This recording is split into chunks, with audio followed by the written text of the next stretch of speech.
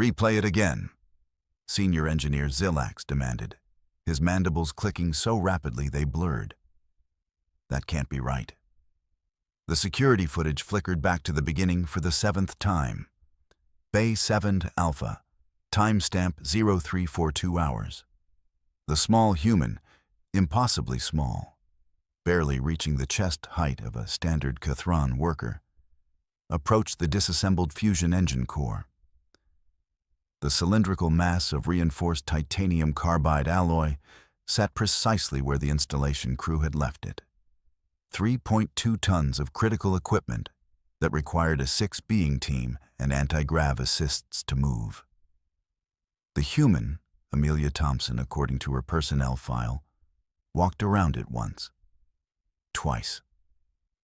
Then she bent down, wrapped her thin arms, those fragile little limbs that looked like they'd snap under their own weight, around the base, and lifted.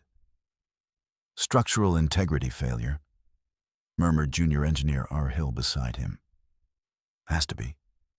Her skeletal system should have... She's still walking. Zillax interrupted, zooming in on the footage. The human carried the engine core across the entire hangar bay, 47 meters, without breaking stride, without even slowing down. She set it down near a workstation, dusted off her hands, and returned to whatever she'd been doing before. Get medical down here now, Zillax snapped into his comm. We have a critical injury situation in Bay 7 Alpha. Human female, catastrophic structural damage, somehow still ambulatory. Sir? R. Hill pointed at the live feed monitor. Amelia Thompson was visible in the corner of Bay 7 Alpha, very much alive, very much uninjured, humming something while reorganizing tool cases. How is she? Zillax's secondary lungs seized. The spinal compression alone should have liquefied her vertebrae. I've seen the human anatomical studies. They're fragile. Hollow bones, weak connective tissue, minimal muscle density. The timestamp, R. Hill said quietly. Sir, that was 3 hours ago. 3 hours. She'd been working for 3 hours after moving a mass that should have killed her instantly. Evacuate the bay, Zillax ordered. If her skeletal structure is compromised, any sudden movement could trigger catastrophic. Belay that. Chief of Station Security, Commander Vex Thule, appeared in the doorway. His crest was fully raised, the Cathron equivalent of visible panic.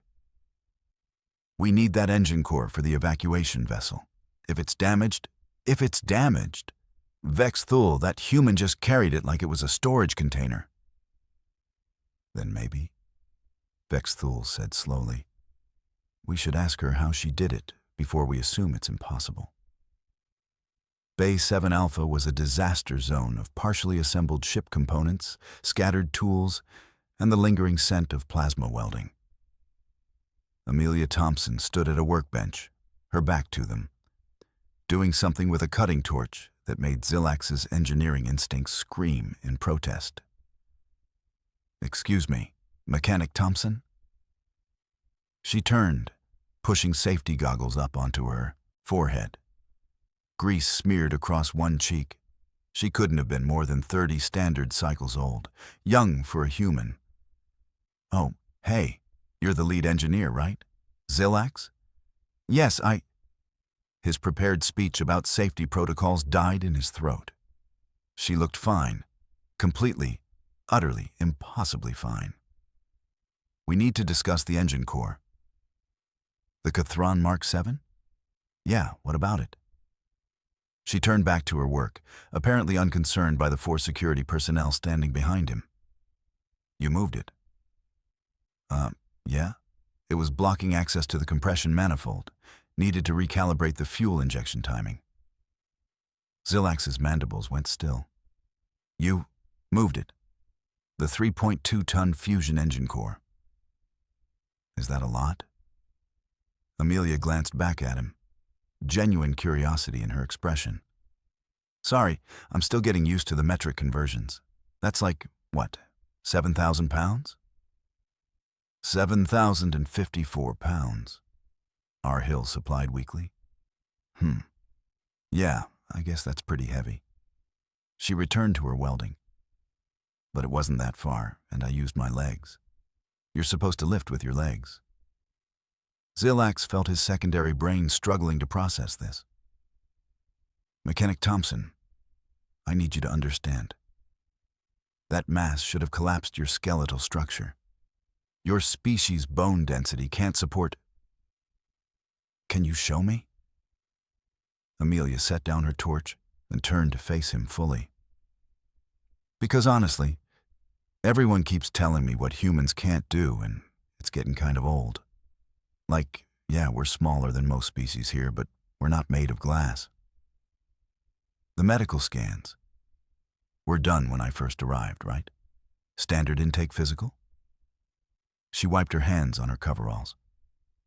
Let me guess. They said my bones were worryingly porous, and my muscle density was insufficient for station labor? That was exactly what the medical report had said. Zillax pulled up the file on his datapad. Dr. Talana noted that humans appeared to have evolved in a low-gravity environment based on your structural composition. We evolved on a planet with higher gravity than this station, Amelia said, laughing. Earth pulls at about 9.8 meters per second squared. This station runs at, what, 8.5? That's impossible. Your skeletal structure couldn't have developed in high gravity. The scans show... Okay, look. Amelia walked past him toward the engine core. You want me to show you how I moved it? No! Zillax and Vexthul shouted simultaneously. She paused. Why not? Because, Zillax said carefully, if you attempt to lift that mass again, your spinal column will compress, your leg bones will shatter, and your cardiovascular system will likely rupture from the strain. Amelia stared at him for a long moment. Then she walked over to the engine mounting bracket, a solid piece of reinforced steel designed to hold the engine in place during installation, and picked it up with one hand. Rahel made a sound like air escaping from a punctured hull. The mounting bracket was listed in the equipment manifest at 408 kilograms, 900 pounds.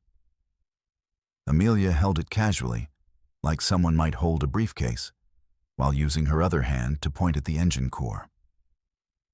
See? The trick is, you don't fight the weight, she explained conversationally. You work with it. Get your center of gravity right, keep your core engaged, and trust your body. I've been moving furniture since I was 16. My dad had a moving company. Put it down. Talana's voice came from behind them. The chief medical officer strode into the bay with a full emergency response team. Mechanic Thompson, put down the equipment and do not make any sudden movements. Okay. Amelia set the bracket down gently. Is something wrong? We're going to scan you now, Talana said, already running a medical tricorder over Amelia's body. I need to understand how you're still alive. That seems a bit dramatic. Your species has an internal skeleton, Talana interrupted, her eyes fixed on the tricorder's readout. Calcium-based bone structure, relatively low density compared to other species. Muscle tissue that operates on simple protein filament contractions. No hydraulic systems, no chitinous reinforcement, no crystalline support matrices. You should not be able to lift 10% of your body weight overhead, let alone 40 times your body mass. Humans deadlift all the time back home, Amelia protested. The world record is like half a ton. That's still impossible according to every biomechanical model we have, Talana muttered, adjusting the scanner. Your bone density is fluctuating. That can't be right. Our Hill, bring the secondary scanner. 20 minutes later, Bay 7 Alpha had become an impromptu medical research station. Amelia sat on a workbench, now surrounded by 6 different scanning devices, while Talana muttered increasingly frantic notes into her recorder. "The muscle fibers are behaving like variable tension cables," Talana said. "They're recruiting motor units in response to load demand far beyond what should be possible. And the skeletal system, the bone density is actually increasing under strain. That violates every principle of structural biology." "It's called Wolff's Law," Amelia offered. "Bones adapt to stress. That's why weight training makes them stronger." "Adapt over years, yes. Weeks, not seconds." Talana looked up from her scanner. "Your physiology is responding in real time to mechanical load. I'm watching your tibial density increase right now just from standing." Zilax rubbed his forward sensor cluster, the Cathron equivalent of a headache. "Mechanic Thompson, how long have you been moving heavy equipment without assistance?" "Here on the station? Since I started 3 weeks ago." She shrugged. "Nobody else seemed to want night shift maintenance, and honestly, I prefer working alone. Can focus better without all the chatter." "3 weeks," Vexthul repeated. "Rahil, pull up the maintenance. Logs for Bay 7 Alpha, night shift, last 3 weeks." The logs appeared on the central display. Zilax felt his tertiary stomach drop. "Cargo pod realignment. Completed. Note: used manual positioning instead of waiting for anti-grav assist. Faster. Hull plating replacement. Completed. Note: carried plates from storage. Why does everyone use the transport drones for everything? Coolant tank installation. Completed. Note: heavy but manageable. Ate a good dinner. Thruster assembly calibration. Completed. Note: moved the whole assembly to better lighting. Much easier to see the alignment issues. 17 tasks. 17 separate jobs that were supposed to require heavy machinery or multi-being teams. All completed by one human who thought they were manageable. The coolant tanks, Zilax said faintly. Those are 450 kilograms each. Yeah, but they have handles, Amelia said. Really well designed, actually. Good weight distribution. They have handles for anti-grav attachments. Arhill burst out. No one is supposed to carry them. Oh.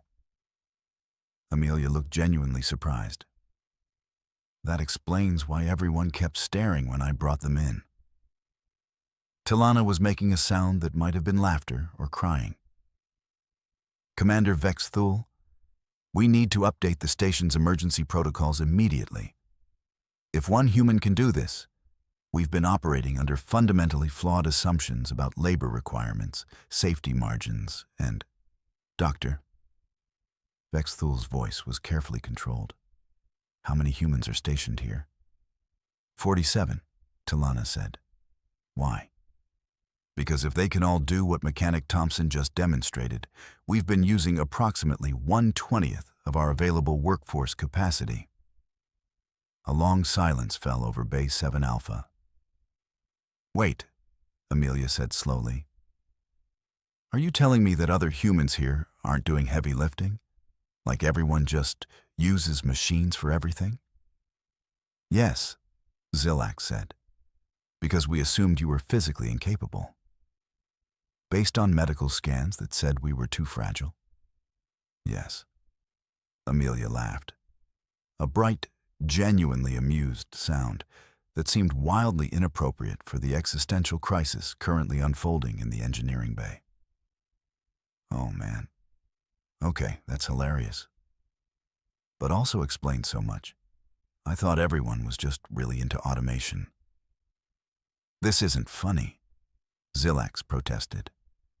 We've been operating under dangerous misconceptions. What if we'd assigned you to a task that actually exceeded your capabilities? You could have been seriously injured. I mean, I'd just stop if something was too heavy? Amelia tilted her head. That's kind of how physical limits work. You can feel when you're maxing out. can you?" Talana's voice had gone very quiet. "Mechanic Thompson, I need you to answer this question with absolute honesty. When you lifted that engine core, did you feel like you were at your maximum capacity?" Amelia considered this. "No? It was heavy, don't get me wrong. But I could have probably carried it further if I needed to." "Why?" Talana and Zilax exchanged a look. "Because," Talana said carefully, "that means we still don't know your actual limits. And given the current station emergency, that's actually very important information." The current station emergency had started 6 days ago, when a rogue asteroid, later determined to be a fragment from an illegal mining operation, had torn through the station's outer ring. 3 dead, 47 injured, and catastrophic damage to the main docking hub where the evacuation vessels were housed. The problem wasn't the casualties, horrible as they were. The station had excellent medical facilities. The problem was that the evacuation vessels, required by galactic law for any station housing more than 500 beings, were currently unflyable. The asteroid had sheared through the docking clamps, twisted the support framework, and damaged the primary vessel's engine mounting system so badly that it would take weeks to repair. Weeks they didn't have.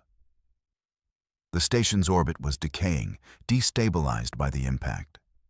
They had maybe 30 days before they'd need to evacuate everyone. And the primary evacuation vessel needed its Cathron Mark 7 fusion engine properly installed, calibrated, and tested before it could fly. That required moving and positioning dozens of components, each weighing hundreds or thousands of kilograms. Components that were currently scattered across damaged bays, blocked by debris, or trapped behind twisted bulkheads that the heavy machinery couldn't navigate. Zilax had been staring at the problem for 6 days, running scenarios, calculating workarounds, and slowly coming to terms with the fact that they might not make the deadline. And then a small human female had picked up a 3-ton engine core and carried it to a better workspace because it was blocking her view. Commander Vex Thul had called an emergency engineering council 40 minutes ago. Now Zilax stood in the conference room with the station's entire senior staff, watching security footage of Amelia Thompson's greatest hits. She carried the coolant tanks, Station Commander Korvax said, his crest flat against his skull in disbelief. All 4 of them in one night. "The cargo pods," added Chief of Operations Azila. "We had a 6-being team scheduled for that job. It was supposed to take 2 days. The hull plating," Director of Station Maintenance Geenick said. "Those plates are reinforced titanium composite. We were waiting for the heavy lifter drones to be repaired. She walked them across the bay and installed them," Zilax finished. "By herself, in 4 hours. Korvax leaned back in his chair. "How many of the critical repairs on our evacuation timeline involve moving heavy components through damaged areas that our machinery can't access?" Zilax pulled up the list. 47 tasks, all rated as high priority, all blocked because we can't get the equipment to the location safely. And Mechanic Thompson? Could probably do most of them manually, Zilax admitted. If her strength scales with the loads we've observed, and if she's willing to work overtime. She's been volunteering for night shifts, Vex Thul interrupted. Her supervisor mentioned she keeps asking for more work, says she gets bored easily. Another long silence.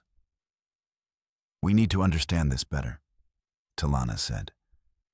Before we ask her to move critical components, I need to know this isn't causing cumulative damage, that she's not destroying her body in slow motion while appearing healthy.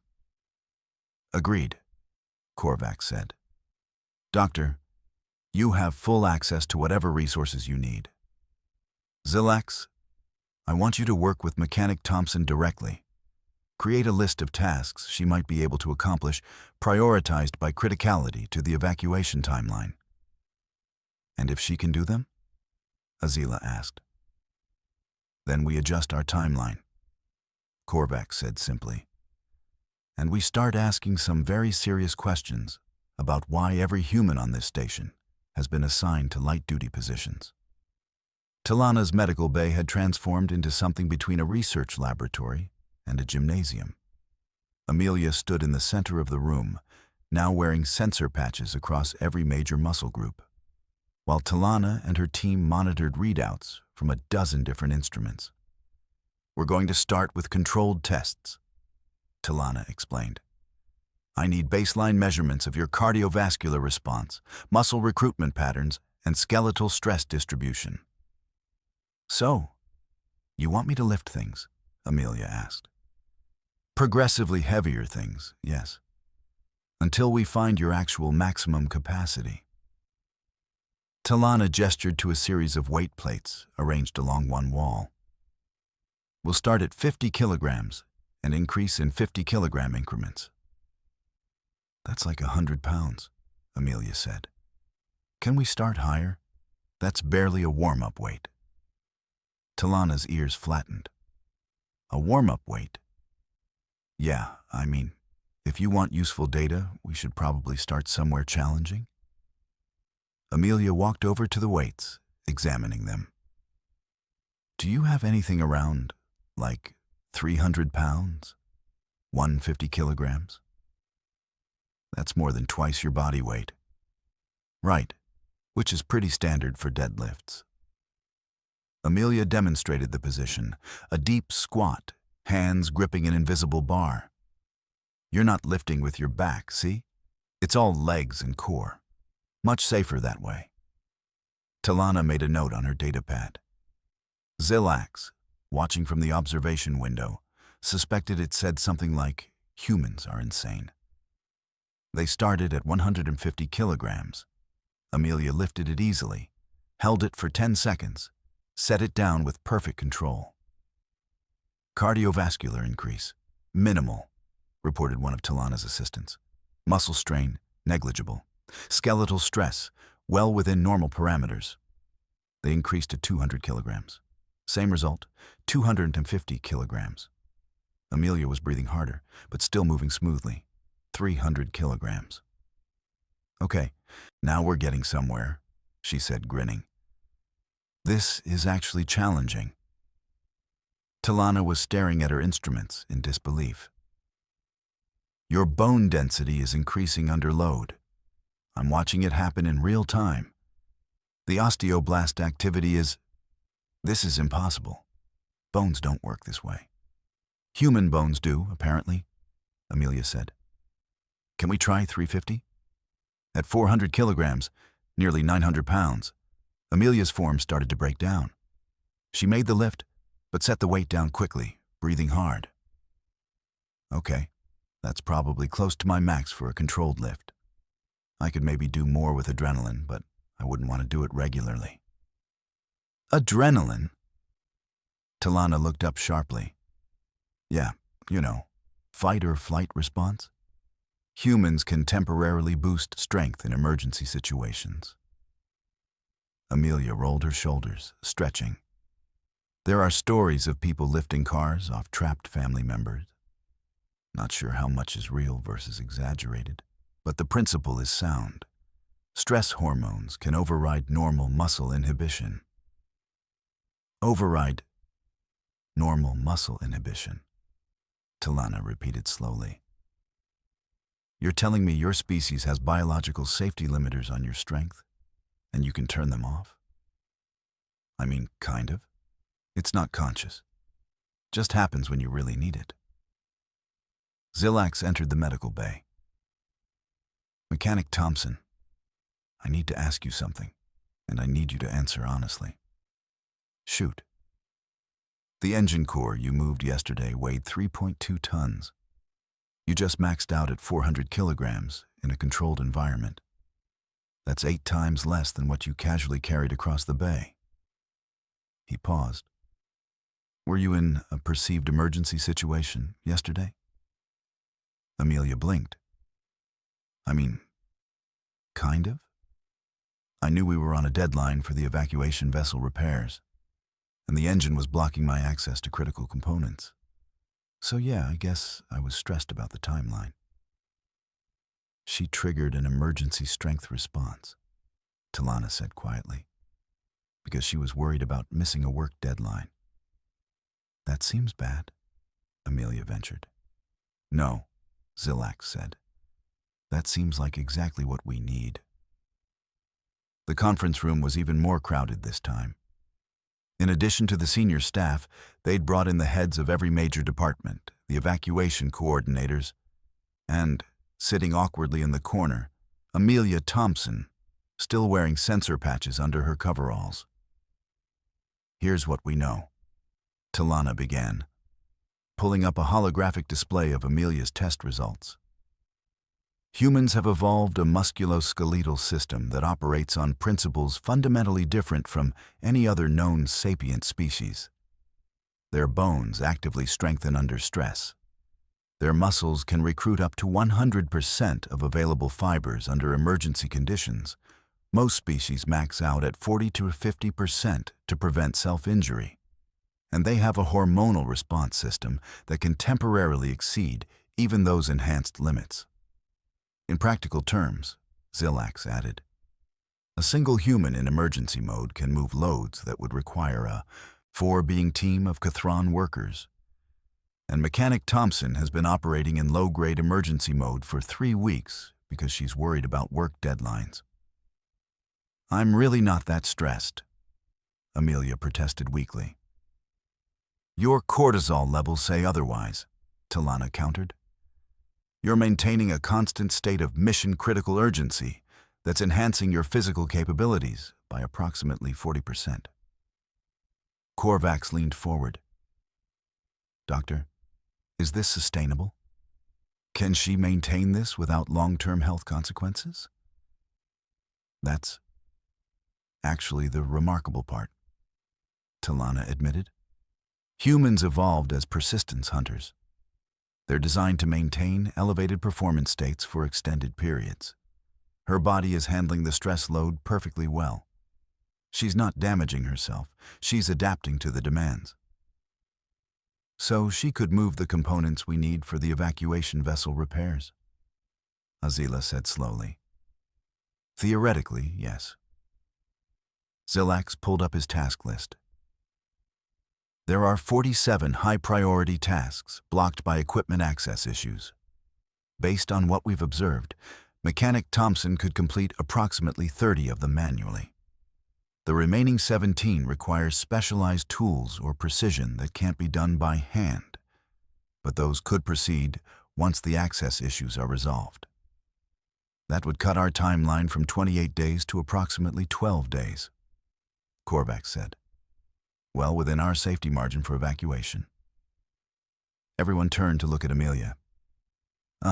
She said. I'm down to help. But can I ask a question first? Of course, Korvax said. Why are you all acting like this is weird? Amelia gestured around the room. Humans do physical labor. That's like our whole thing. We're not the smartest species. We're not the fastest. We don't have natural weapons or armor. But we can carry heavy things for a really long time, and we're too stubborn to quit. That's how we survived on Earth. You're not the smartest species? Arhill burst out. Humans invented faster than light travel. Yeah, but it took us forever, and we basically brute forced the solution, Amelia said.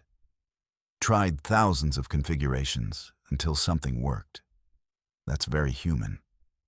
We're really good at persistence and trying everything until we succeed. The stubbornness thing is real, Talana muttered, making a note.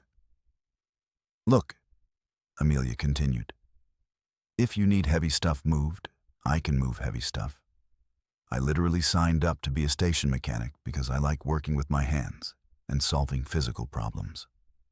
This is exactly the kind of thing I'm good at. She paused.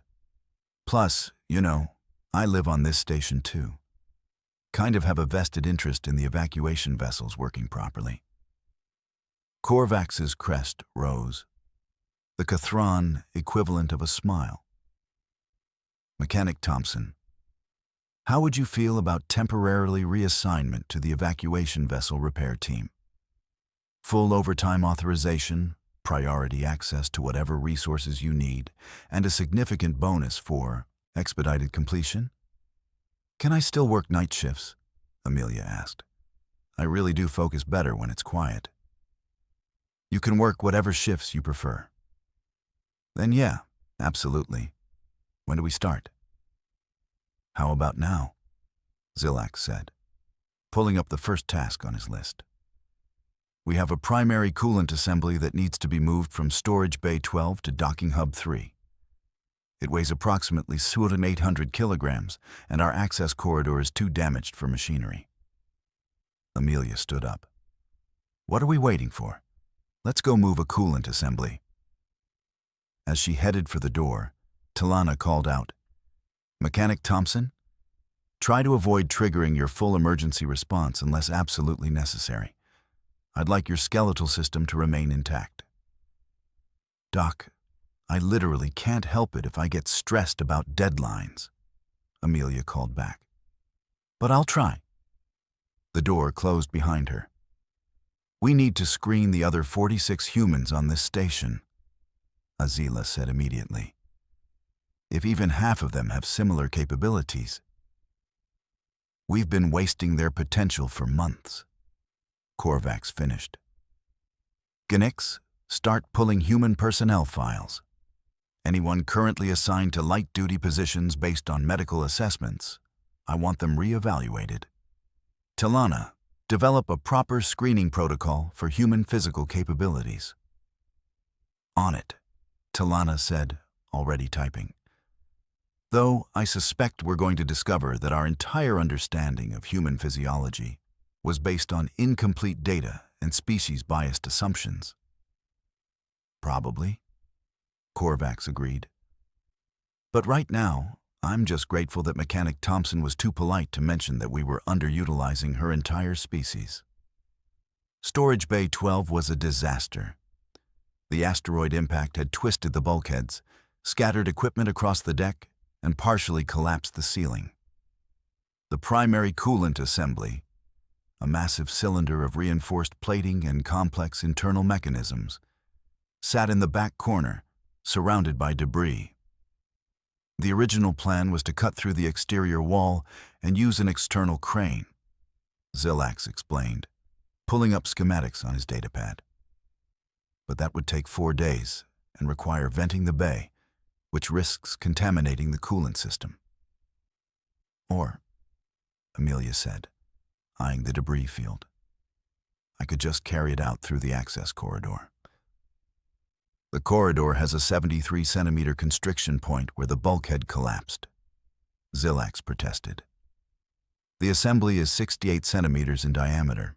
You'd have to navigate it through at an angle while carrying 800 kilograms. Yeah, you mentioned.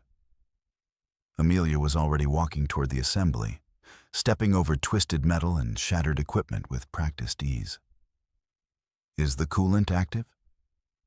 No. It's been drained for transport. But the assembly is still delicate. If the internal mechanisms are damaged, then I'll be careful. Amelia circled the assembly once, examining the attachment points. Okay, these mounting brackets are going to be a problem. Can you remove them, or should I just carry the whole thing with them attached? The brackets add another 200 kilograms. So that's a carry them attached. Got it? Amelia positioned herself at the base of the assembly, finding handholds in the mounting framework. You might want to step back. If I drop this, I don't want you anywhere near the impact zone. If you drop this, the entire evacuation timeline is compromised, Zillax said, but he stepped back anyway. Amelia bent her knees, settled her grip, took a deep breath. Okay, here we go. The lift wasn't elegant. It wasn't smooth, but it was effective. Amelia's legs straightened, her core locked tight, and the entire coolant assembly, 2 tons of critical equipment, rose off the deck. "Holy shit, that's heavy," she muttered. "Put it down," Zilax shouted. "You're going to injure yourself." "No, I'm good. Just need a second." Amelia adjusted her grip, redistributed the weight. Her face had gone red with effort, but her hands weren't shaking. "Which way to the corridor?" "You can't seriously intend to—" "Zilax, which way?" He pointed, mandibles spread in pure disbelief. Amelia started walking. The first 20 meters were manageable. She moved slowly, carefully, keeping her breathing steady. When she reached the debris field, she navigated around the larger pieces, stepped over the smaller ones, never losing her balance despite the massive weight she carried. The access corridor was worse. The bulkhead collapse had created a narrow, angled passage that required Amelia to turn sideways, tilt the assembly at a precise angle, and shuffle through while maintaining her grip and balance. "This is insane," Zilax breathed, following at a safe distance. "This is completely insane." "Tell me about it," Amelia grunted. "Next time, maybe don't design storage bays that are impossible to evacuate." "They're not impossible. We have procedures." "Yeah, procedures that take 4 days. I'll be done in 20 minutes. She was done in 18. When Amelia finally set the coolant assembly down, in docking hub 3, exactly where the installation team needed it, she stood up, rolled her shoulders, and grinned at Zilax. "See? Easy. Easy," Zilax repeated faintly. "You just carried a 2-ton assembly through a partially collapsed corridor." "Yeah, and now your installation team can start working, right? What's next on the list?" Zilax pulled up his datapad with shaking hands. There's a hull plating stack in Bay 14, 40 plates, each weighing 180 kilograms. We need them in docking hub 3 for the outer hull repairs. So, about 7,200 kilograms total. Amelia calculated quickly. "Can I use a cart, or does the access route not allow it?" "The cart wouldn't fit through the damaged sections," Zilax admitted. "Then I'll carry them." Amelia started walking toward Bay 14. "How many trips do you think? Maybe 5 or 6, carrying multiple plates per trip?" "You're going to make multiple trips?" Zilax hurried to keep up with her. "Carrying hundreds of kilograms each time?" "Well, I can't carry all 40 at once," Amelia said reasonably. "That would be silly." By hour 6, word had spread throughout the station. Engineers, maintenance crews, and off-duty personnel found reasons to pass through docking hub 3, just to watch the small human female carry equipment that should have required machinery. By hour 12, someone had started taking bets on what Amelia could lift. The current pool was up to 3,000 credits. By hour 18, Station Commander Korvax himself arrived to observe, standing beside Zilax as Amelia completed her 34th task of the day, relocating a damaged thruster assembly from an exterior mount to the repair bay. "She's been working for 18 hours, Korvax said quietly. 19, actually, Zilax corrected. "She started in Bay 7 Alpha before we officially reassigned her." "And she's not stopping?" "She took 2 15-minute breaks to eat protein bars and drink water. Otherwise, no."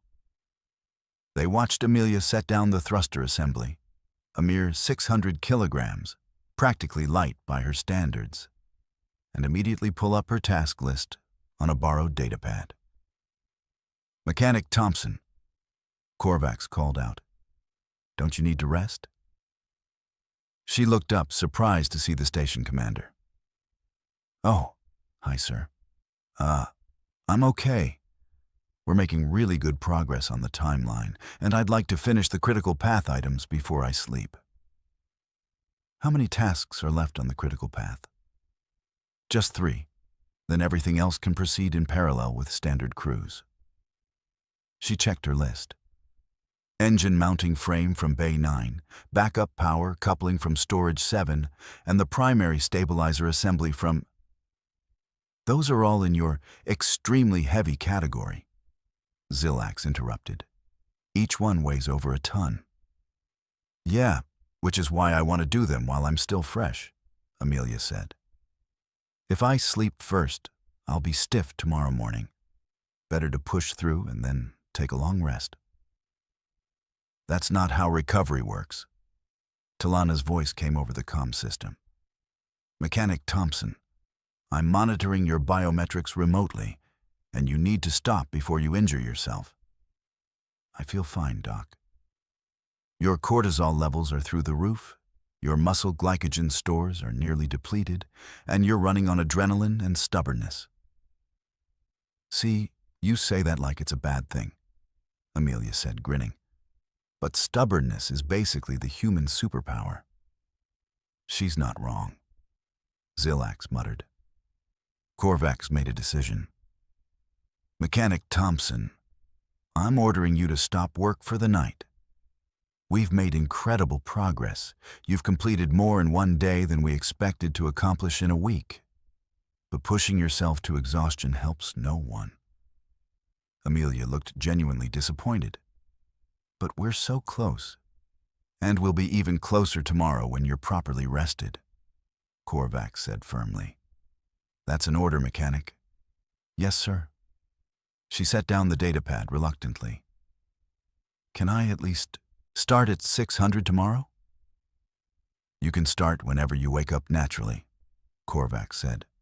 No alarms. After Amelia left, walking with the slightly stiff gait of someone who'd been lifting heavy objects for 19 hours straight, Korvax turned to Zillax. Revised timeline estimate? If she maintains this pace, we'll have the evacuation vessel flight ready in 8 days, 9 if we're conservative. Zillax pulled up the updated schedule. She's eliminated every bottleneck we had. The installation teams are actually waiting for her to deliver components now instead of the other way around. And the other humans. Talana is screening them tomorrow. But even if none of them match Mechanic Thompson's capabilities, we've already gained enough time to complete the repairs safely. Korvax watched the space where Amelia had disappeared, his crest rippling thoughtfully. Make sure she gets proper recognition for this. And Zillax? Start redesigning our station protocols. If humans can do this, we need to stop treating them like fragile curiosities. Already working on it, sir. Talana's screening of the station's human population took 3 days and produced results that fundamentally altered the crew manifests. 47 humans. 47 different capability profiles. Some, like Amelia, were exceptional, able to lift and carry loads that defied conventional biomechanics. Others were merely remarkable, with strength roughly double what the initial medical assessments had predicted. A few matched the original projections, usually due to age or pre-existing medical conditions. But the average? The average human on the station could comfortably handle tasks that had been designated light machinery required. We've been operating at approximately 60% efficiency, Talana reported to the senior staff. Not because our processes were flawed, but because we fundamentally misunderstood human capabilities. They evolved to carry, to lift, to move heavy objects over long distances. It's not a special ability. It's baseline functionality for their species. The initial medical assessments, Korvax said. Why were they so wrong? Because we compared humans to species with exoskeletons, hydraulic muscle systems, or crystalline support structures, Talana admitted. Their bone density looked low because we didn't account for dynamic adaptation. Their muscle tissue looked weak because we didn't test it under load. We made assumptions based on static measurements of a species that's fundamentally dynamic. How do we fix this going forward? New protocols, Talana said, distributing data pads around the table. Species-specific capability assessments, regular strength testing under controlled conditions. And most importantly, we actually ask humans what they're capable of instead of telling them what they can't do. Azila was reading through the revised crew assignments. According to this, we should have had humans handling cargo operations from the beginning. Yes. And structural maintenance. Yes. And equipment transport, component installation, and emergency repairs. Yes to all of that, Talana said. We essentially took a species that evolved to be endurance laborers and assigned them to desk work because they looked fragile. In our defense, Arhill offered weakly, they do look fragile. They're not, Talana said flatly. They're efficient. There's a difference. On the 8th day, Amelia Thompson installed the final component required for the evacuation vessel's flight certification. It was a relatively simple task, mounting a backup sensor array that weighed a mere 340 kilograms. She carried it up a maintenance ladder, positioned it precisely, and secured it in place while the installation team watched in amazement. That's it, Chief Installation Technician Janira said, running her scanner over the connections. All systems green. We can begin flight testing. A cheer went up from the assembled crew. Amelia climbed down from the ladder, wiping sweat from her forehead, and found herself suddenly surrounded by aliens trying to express gratitude in 17 different ways. You saved the station, Janira said, gripping Amelia's shoulder with one clawed hand. We would have missed the evacuation window without your help. I just moved some stuff, Amelia protested, uncomfortable with the attention. Anyone could have. No, Zilax interrupted. Anyone couldn't have. You did something extraordinary, and you did it while making it look routine. That's rare. The crowd parted as Station Commander Korvax approached. Mechanic Thompson, a word? They walked to a quieter section of the docking hub. Korvax's crest was fully raised, respect and gratitude. I've been a station commander for 23 cycles, he said. I've seen brilliant engineers, brave security officers, and dedicated medical staff. But I've never seen someone work as hard as you did this past week. Just doing my job, sir. Your job was station maintenance. You chose to do far more than that. He pulled out a data pad. This is a commendation letter that will go in your permanent file. It's also a promotion to senior mechanic with corresponding pay increase and a bonus equivalent to 3 months' salary for your role in the evacuation vessel repairs. Amelia's eyes widened. Sir, that's way too much. It's not enough, Korvax said firmly. You worked 19-hour days for a week straight. You moved over 50 tons of equipment manually. You eliminated bottlenecks that would have cost us weeks of time. And you did it all without complaint, without asking for special treatment, and with more grace than I would have managed in your position. I like solving problems, Amelia said quietly. And everyone was so worried about the timeline, it felt wrong to not help when I could. That attitude is why you're getting the promotion. Korvax gestured back toward the docking hub, where the evacuation vessel sat gleaming and ready. You gave us our safety margin back. You gave everyone on this station peace of mind. That's worth far more than 3 months' salary, but it's the best I can do within station regulations. Amelia smiled, genuine and warm. Thank you, sir. I appreciate it. There's one more thing. Korvax pulled up another file. I'm instituting new station protocols for human crew members. No more automatic assignment to light duty positions. Proper capability assessments. And a complete redesign of our labor allocation systems to account for human physical abilities. That seems fair. I'm also creating a new position, Human Capabilities Liaison. Someone to help bridge the gap between human abilities and station needs, to ensure we're using everyone's talents appropriately. He paused. I'd like to offer you the position. Me? But I'm just a mechanic. You're a mechanic who understands what humans can do better than any of us, Korvax said. You could help us redesign our procedures, train other humans on station protocols, and make sure we never again waste someone's potential because we made incorrect assumptions. Amelia considered this. Could I still do hands-on maintenance work? I really do like fixing things. The position would be part-time administrative, part-time practical, Korvax assured her.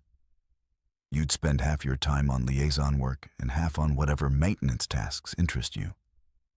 Then yes, Amelia said. I'd be honored. They shook hands, Korvax careful with his claws, Amelia's grip firm and confident. As they walked back to join the celebration, Zillax appeared beside them. Mechanic Thompson, Senior Mechanic Thompson, I have a question. Shoot. The engine core. The one you moved on your first night shift. Zillax's mandibles clicked nervously.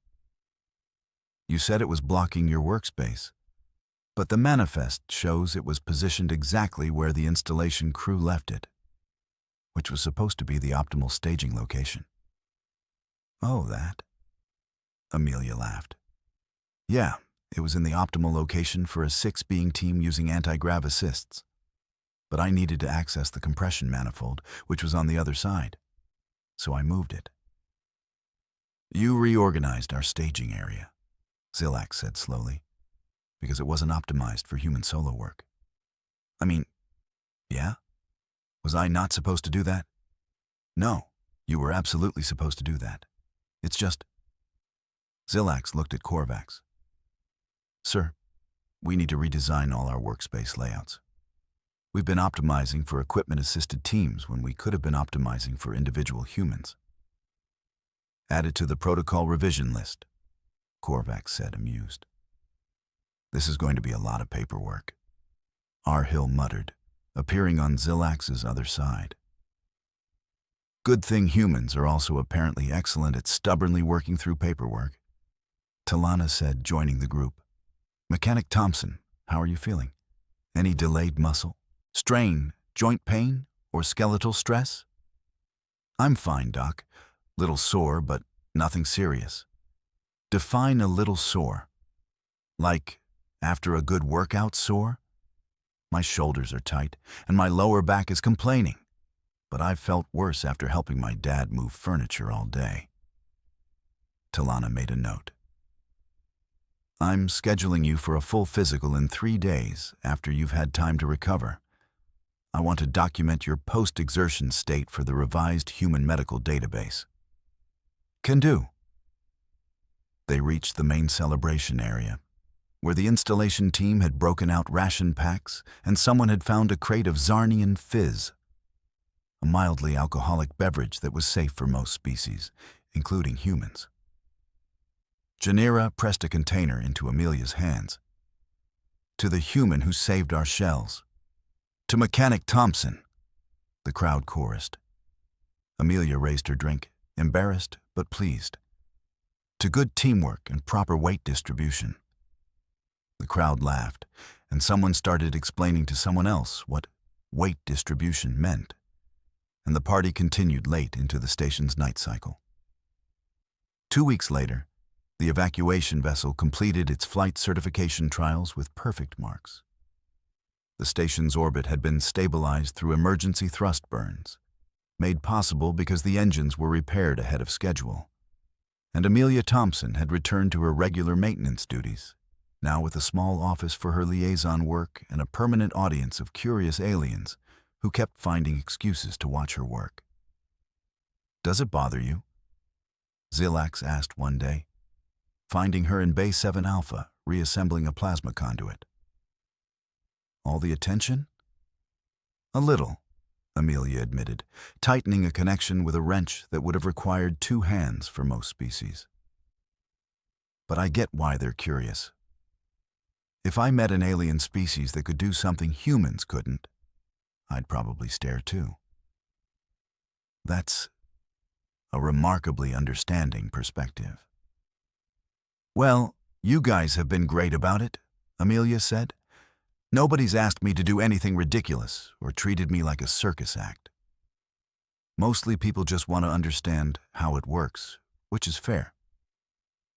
She set down the wrench and wiped her hands. "Plus, it's kinda nice being appreciated for something I'm good at. Back on Earth, being strong as a woman sometimes gets weird reactions. Here, everyone just thinks it's cool." "It is cool," Zilax said honestly. "And educational. We've revised our xenobiology training to emphasize dynamic assessment over static scans. You've probably improved first contact protocols for the entire sector." "By carrying an engine? By teaching us to ask questions instead of making assumptions?" Zilax pulled up a data pad. "Speaking of which, the new human crew members arriving next month. Would you be willing to do orientation briefings? Help them understand how we've been underutilizing their species and what's changed?" "Sure," Amelia said. "Should I prepare anything specific?" "Maybe just be yourself," Zilax suggested. "Tell them the story of the engine core. Explain that it's okay to question medical assessments that seem wrong. Encourage them to volunteer for tasks they're capable of, even if those tasks seem impossible by station standards." "I can do that." Amelia picked up her wrench again, eyeing the next connection point. "Hey, Zilax, can I ask you something?" "Of course. That first day, when you found me moving the engine, you really thought I was going to collapse, didn't you? Like, genuinely believed I was destroying my body?" "Yes," Zilax admitted. "The physics said it was impossible. Every model we had said your skeleton should have shattered under that load. And now? Now I understand that human physics includes variables we hadn't accounted for. Determination, stubbornness, the belief that something is possible even when the math says it's not." He paused. "Your species is remarkable, Mechanic Thompson, not despite appearing fragile, but because you are fragile by most species standards, and you simply refuse to let that stop you." Amelia grinned. "That's very poetic. I'm just going to keep telling people to lift with their legs." That's probably more practical advice. They worked in companionable silence for a while. Alien and human, engineer and mechanic, both learning to see the universe from a slightly different angle. Outside Bay 7 Alpha, the station continued its orbit. The evacuation vessels sat ready and waiting, perfectly maintained. And 47 humans went about their duties with new job assignments, new respect, and new opportunities to show the galaxy what humanity could do. All because one small woman had looked at a 3-ton engine core and thought, "That's blocking my workspace. Better move it." Sometimes the greatest revolutions start with the simplest actions. Sometimes paradigm shifts begin with someone who's too busy solving problems to realize they're doing the impossible. And sometimes the universe learns something new because someone was stubborn enough to carry an engine alone. From the personal log of Station Commander Korvax, Cycle 7429. Today marks the 6-month anniversary of the asteroid impact that nearly destroyed this station. We not only survived, we thrived. Our evacuation protocols are now the model for 17 other stations in the sector. Our human crew members have revolutionized our approach to maintenance, cargo handling, and emergency repairs. Mechanic Thompson, Senior Mechanic Thompson, continues to surprise us. Last week, she identified a flaw in our environmental systems that our Zarnian engineers had missed for 3 years. When asked how she noticed it, she said she felt a weird vibration in the deck plating near Section 12. Our instruments confirmed the problem only after she pointed it out. Apparently, humans can sense mechanical issues through their feet. We're adding that to the xenobiology database. I've been approached by 4 different stations requesting permission to interview Mechanic Thompson about human integration protocols. She's become something of a legend in maintenance circles. The human who moved an engine core and changed how we think about physical limitations. She finds this embarrassing, which somehow makes it more endearing. Next month, we're hosting a galactic engineering conference.